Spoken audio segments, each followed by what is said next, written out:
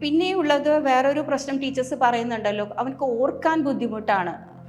ആ ഒരു റീകളക്ട് ചെയ്യാനുള്ള പ്രശ്നം, മെമ്മറിയിൽ എന്തോ ഒരു പ്രശ്നമുണ്ട് എന്ന് ടീച്ചേഴ്സ് അനലൈസ് ചെയ്ത് പറയുന്നു. അപ്പോൾ പലതരത്തിലുള്ള മെമ്മറി ഉണ്ട്. ഒരു വെർബൽ മെമ്മറി, അതുപോലെ തന്നെ വിഷ്വൽ മെമ്മറി, പിന്നെ വർക്കിംഗ് മെമ്മറി. ഒരു വെർബൽ മെമ്മറി എന്ന് പറഞ്ഞാൽ നമ്മൾ കേട്ട ഒരു സംഭവത്തിനെ റീകളക്ട് ചെയ്യുക. ഫോർ എക്സാമ്പിൾ, നമ്മൾ ഒരാളുടെ നമ്പർ കളക്ട് ചെയ്തിട്ട് നമ്പർ നോക്കിയിട്ട് ഡയൽ ചെയ്യുന്നു. ചിലപ്പോൾ അപ്പോൾ അതിൽ വെർബൽ മെമ്മറിയിൽ പ്രോബ്ലം ഉള്ള ഒരു കുട്ടിക്ക് ആ നമ്പർ കംപ്ലീറ്റ് ആയിട്ട് ഓർത്തെടുക്കാൻ പറ്റില്ല. ഒരു 4 നമ്പർ 8 നമ്പറിൽ 4 നമ്പർ ഓർമ്മയുണ്ടാവും, ബാക്കിയുള്ളത് പെട്ടെന്ന് മറന്നു. അത് വീണ്ടും നോക്കേണ്ടി വരുന്ന ഒരവസ്ഥയിലേക്ക് വരുന്നതാണ് വെർബൽ മെമ്മറിയിൽ പ്രോബ്ലം ഉള്ള ഒരു കുട്ടിക്ക്. വിഷ്വൽ മെമ്മറിയിൽ പ്രോബ്ലം ഉള്ള ഒരു കുട്ടിക്കാണെന്നുണ്ടെങ്കിൽ ഒരു മാപ്പിംഗ്, ഒരു മാപ്പ് ലൊക്കേറ്റ് ചെയ്യാനുള്ള ബുദ്ധിമുട്ട്, അതുപോലെ തന്നെ സയൻസിൽ പിക്ചർ ലൊക്കേറ്റ് ചെയ്യാനുള്ളത് അല്ലെങ്കിൽ അത് ലേബൽ ചെയ്യാനുള്ള ഒരു ബുദ്ധിമുട്ടൊക്കെ കുട്ടികൾ കാണിക്കും. അത് വിഷ്വൽ മെമ്മറിയിൽ പ്രോബ്ലം ഉള്ള കുട്ടികൾക്ക് വരുന്നതാണ്. അവർക്ക് തന്നെയാണ് ലെറ്റേഴ്സ് ഐഡൻറ്റിഫൈ ചെയ്യാൻ ബുദ്ധിമുട്ടായിരിക്കും, ബി ഡി മാറിപ്പോവും. അതും വിഷ്വൽ മെമ്മറിയിലുള്ള പ്രോബ്ലം ഉള്ള കുട്ടികൾക്ക് വരുന്ന ഒരു ഇഷ്യൂ ആണ്. പിന്നെ വർക്കിംഗ് മെമ്മറി എന്ന് പറയുമ്പോൾ ഇപ്പോൾ ടീച്ചർ ക്ലാസ്സിൽ എടുക്കുമ്പോൾ നമ്മളത് പോയിന്റ്സ് നോട്ട് ഡൗൺ ചെയ്യും. അത് കേൾക്കുകയും ഒപ്പം നമ്മൾ വർക്കൗട്ട് ചെയ്യുന്ന ആ ഒരു രീതി, ആ ഒരു മെമ്മറിയാണ് വർക്കിംഗ് മെമ്മറി എന്ന് പറയുന്നത്. അപ്പോൾ അതിൽ പ്രശ്നമുള്ള കുട്ടികൾക്ക് ഇൻസ്ട്രക്ഷൻസ് ഫോളോ ചെയ്യാനായിട്ട് ഭയങ്കര ബുദ്ധിമുട്ടായിരിക്കും. അതാണ് മെമ്മറിയിൽ ഇഷ്യൂസ് വരുന്നത്. അങ്ങനെയുള്ള കുട്ടികൾക്ക് ഷോർട്ട് ടേമിലാണെങ്കിലും ലോങ് ടേമിലാണെങ്കിലും ഈ 2 തരത്തിലുള്ള മെമ്മറിയിലും പ്രശ്നങ്ങളുണ്ടാകും. ഷോർട്ട് ടേം മെമ്മറി നമുക്ക് വളരെ കുറച്ച് സ്പാൻ ഓഫ് ടൈമിൽ മാത്രം നമുക്ക് ഓർത്തെടുക്കാൻ പറ്റുള്ളൂ. ഇപ്പോൾ എൻ്റെ നമ്പർ ചോദിച്ചാൽ എനിക്ക് ആരുടെയാണെങ്കിലും അവരുടെ പേഴ്സണൽ നമ്പേഴ്സ് ചോദിച്ചാൽ പെട്ടെന്ന് പറയാൻ പറ്റും. എന്തുകൊണ്ട്? അത് ലോങ് ടേം മെമ്മറിയിലേക്ക് നമ്മൾ പുഷ് ചെയ്തിട്ടിരിക്കുക. അതേ സമയത്ത് പെട്ടെന്ന് കേൾക്കുന്ന ഒരാളുടെ ഫോൺ നമ്പർ നമുക്ക് ഓർത്തെടുക്കാൻ ബുദ്ധിമുട്ടായിരിക്കും.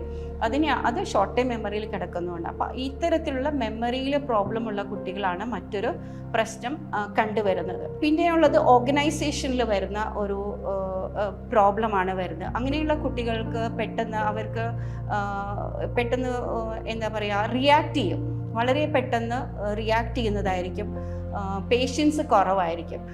ഈ കുട്ടികൾക്ക് തന്നെയാണ് ADHD പോലെയുള്ള സിംറ്റംസും കാണപ്പെടുന്നത് ഇത്തരം കുട്ടികൾക്കാണ്. അപ്പോൾ ഇത്രയും പ്രശ്നങ്ങളാണ് കുട്ടികൾക്കൊരു ലേണിംഗ് പ്രോബ്ലവുമായി കണക്ട് ചെയ്തിട്ട് കാണപ്പെടുന്നത്.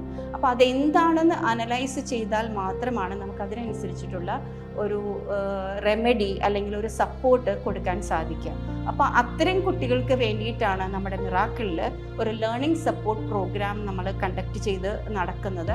ഇപ്പോൾ ഈ ഒരു പാറ്റേൺ ഓഫ് എക്സാമിനേഷൻ പാറ്റേണും എഡ്യൂക്കേഷനിൽ വന്നിരിക്കുന്ന മാറ്റങ്ങൾ കൊണ്ടൊക്കെ ഈ ഒരു ഗ്രൂപ്പ് ഓഫ് കുട്ടികൾ നന്നായി സ്ട്രഗിൾ ചെയ്യുന്നുണ്ട്. അപ്പോൾ അതുകൊണ്ട് തന്നെയാണ് ഇത്തരം കേസുകൾ നമ്മളിലേക്ക് വരുന്നത്. അപ്പോൾ അവർക്ക് വേണ്ടി നമ്മളുടെ സ്പെഷ്യൽ എഡ്യൂക്കേറ്റേഴ്സ് അവർ IEP പ്രോഗ്രാം കണ്ടക്ട് ചെയ്തുകൊണ്ട് ഏറ്റവും നല്ല രീതിയിൽ അവർക്ക് കൊടുക്കാവുന്ന ഏതൊക്കെ ഇഷ്യൂസാണോ എന്ന് സെലക്റ്റീവായിട്ടത് കണ്ടുപിടിച്ച് അതിന് വേണ്ട റെമഡിയിലാണ് നമ്മൾ കൊടുത്തുകൊണ്ടിരിക്കുന്നത്. അപ്പം 2 തരത്തിലുള്ള നോളജ്, അബ്സ്ട്രാക്ട് നോളജും കോൺക്രീറ്റ് നോളജും ഉണ്ട്.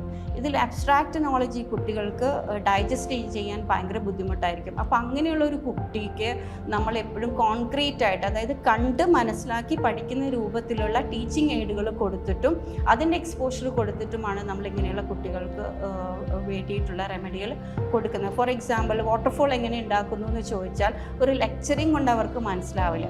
പക്ഷേ നമ്മളതൊരു ആനിമേഷൻ വഴിയോ പിക്ചർ വഴിയോ അല്ലെങ്കിൽ അങ്ങനെ ഒരു സ്ഥലത്ത് കൊണ്ടുപോയി ആ കുട്ടിയെ ആ ഒരു കോൺസെപ്റ്റ് കാണിച്ചു കൊടുത്ത്, അത്രയും ഹൈ ഫോളിൽ നിന്ന് വീഴുന്ന വെള്ളം കുത്തനെ ഒരു റോക്കിലേക്ക് അടിക്കുമ്പോൾ അത് ഇറോഡ് ചെയ്ത് പോകുമ്പോഴാണ് വെള്ളത്തിൻ്റെ ഫോഴ്സ് കൂടുക. അപ്പോൾ ആ ഇറോഡ് ചെയ്യുന്ന ഭാഗം അത്രയും ഭാഗം നാരോ ആയി പോവുകയും വെള്ളത്തിൻ്റെ ഫോഴ്സ് കൂടുകയും ചെയ്യുന്നു. ഇങ്ങനെയാണ് വാട്ടർഫോൾ ഉണ്ടാകുന്നു എന്നൊരു കോൺസെപ്റ്റ് നമ്മൾ പറഞ്ഞാൽ ഈ വിഭാഗത്തിൽപ്പെട്ട കുട്ടികൾക്ക് മനസ്സിലാക്കാൻ ബുദ്ധിമുട്ടായിരിക്കും. അപ്പം അങ്ങനെയുള്ള കുട്ടികൾക്ക് നമ്മൾ ആ ഒരു എക്സ്പോഷർ കൊടുത്ത് അതിന് വേണ്ട ടീച്ചിങ് എയ്ഡുകൾ കൊടുത്ത് ആ ഒരു കോൺസെപ്റ്റിനെ സിംപ്ലിഫൈ ചെയ്ത് കൊടുത്തിട്ടാണ് നമ്മളിവിടെ സപ്പോർട്ട് ചെയ്തുകൊണ്ടിരിക്കുന്നത്. അതായത് ഒരു പനി വന്നാൽ ആ കുട്ടിക്ക് നമ്മൾ 2 തരത്തിൽ മെഡിസിൻ കൊടുക്കും. ഒരു ലിക്വിഡ് ആയിട്ടുള്ളതും കൊടുക്കും, അതേസമയം ക്യാപ്സൂളും കൊടുക്കും. അപ്പോൾ ഇവിടെ നമ്മൾ കൊടുക്കുന്ന ക്യാപ്സൂൾ പരുവത്തിലാണ് നമ്മൾ ഈ ഒരു നോളേജ് ഇൻകൾക്കേറ്റ് ചെയ്യുന്നത്. അതിനനുസരിച്ച് തന്നെ അതെങ്ങനെ അത് ലൈഫിൽ ഇംപ്ലിമെൻറ്റ് ചെയ്യാൻ പറ്റും, അതനുസരിച്ച് അവരെ ട്രെയിൻ ചെയ്ത് ആ സ്കില്ലുകൾ കൂടി ഡെവലപ്മെൻറ്റ് നടത്തുന്ന ഒരു പ്രോഗ്രാമാണ് സ്കൂൾ സപ്പോർട്ട് പ്രോഗ്രാം നമ്മളിവിടെ നടത്തുന്നത്. Thank you so much.